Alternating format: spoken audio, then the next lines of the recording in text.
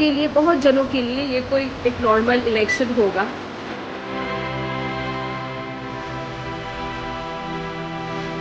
Only Sanatanis can feel what they have gone through for last few years.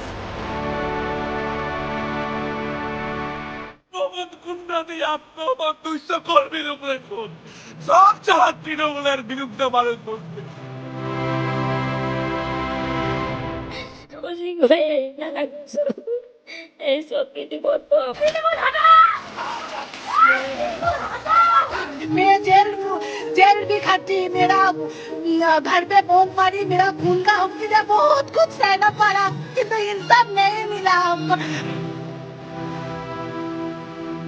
এই যে মাথাটা সেলাই আছে এই পাড়ায় আমার স্ত্রীর কাপড় খোলা হয়েছে। আমার স্ত্রীর কাপড় খুলে 4 মাস ধরে দাঁড় করে রেখে 4 ঘন্টা ধরে দাঁড় করানো হয়েছে।